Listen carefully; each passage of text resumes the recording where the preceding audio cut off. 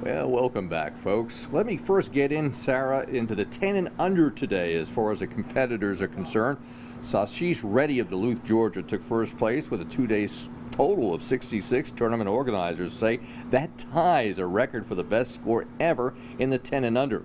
Philip Dunham of Jacksonville, Florida, and Daniel McBrien of Holly Springs, North Carolina, were tied 3 strokes back at 69. Now, for Sashish, despite a triple-digit heat index, everything just fell into place with his game. I think just try not to hit balls into the hazard or lose any balls. Just have like a nice round, just get some birdies here and there, and try not to make any major mistakes. Now in the 11 and 12 division, first place was taken by several different individuals. We'll get into that just a little bit later. Now also one of the people that we were talking to is Mason Crowder of Houston Academy. He had a good day on the course. Crowder is considered one of the promising young golfers in the Wiregrass. Now, Sarah, I know you were speaking with locals. You were following one of the best in the 13 and 14 age division. Basically, tell us what's more about it. Yeah, that's right, Mike. In the 13 and 14 age division, Dothan's Brantley Scott got off to a strong start in his final round of the tournament. Scott found himself in contention after scoring a 68 in round 2. He then birdied his first hole of the day. He would finish the front 9 with a 37 after another birdie on 7. He would bogey 2 and 3. He would double bogey 4. He would hit a par on holes 5, 6, 8, and 9. And then on the back 9, Scott would hit 3 birdies on holes 10, 12, and 1. However, he would double bogey the final hole to finish the final round with a 71. He ended the tournament tied for 5th with a 1 under. Wow, he did a fantastic job. Yeah, he did. And with heat indexes over 100 degrees on the links at the Dothan Country Club, one can well imagine that the players are fighting what WDHM meteorologist Scott Roberts refers to as an oppressive heat. And Dr. Beth Weaver at All South Urgent Care urges anyone who doesn't have to be in the sun to stay out of it, especially during the hottest part of the day, which usually occurs between 10 and 2. She also says that part of our mechanism for cooling down involves evaporation of sweat from our bodies, and that's why it's important to stay hydrated. Like this, where it's as humid as it has been lately, it's harder for that mechanism to take place. So your body keeps on producing more sweat, and you can easily get behind on your fluids. So it's very important to hydrate.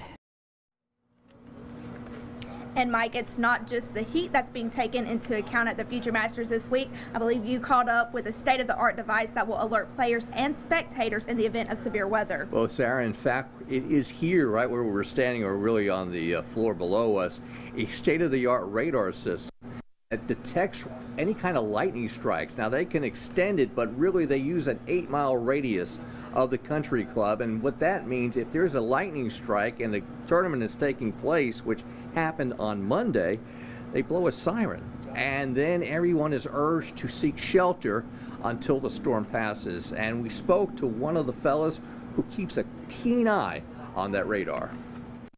Yeah, in addition to the safety factor, you can play in the rain, but you do not want to play in lightning, because you're out there with essentially 14 lightning rods in your bag, and that can be extremely dangerous. You don't want to attract anything like that.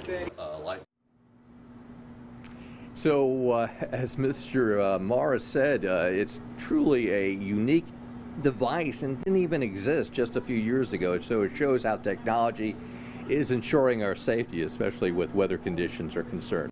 We could have used that a few minutes ago when it started raining. I know, folks. If you were with us at 5 o'clock, in fact, it's still, we're hearing thunder taking place, Scott. I know Scott's probably listening to us right now. But yeah.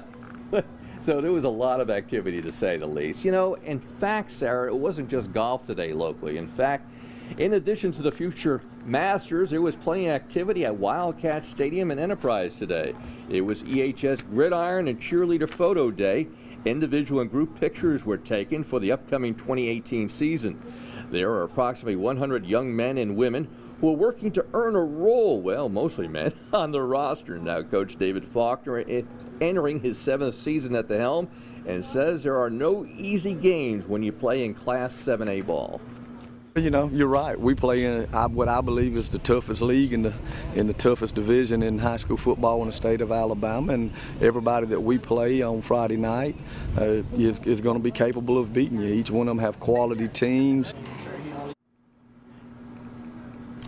And Coach Faulkner is really looking forward to the season, Sarah. And you know, before you know it, we're going to have high school football and our extra point show coming up in just probably about a month and a half. Yeah, I'm ready for football season to get back. I know, exactly. And I think everybody is.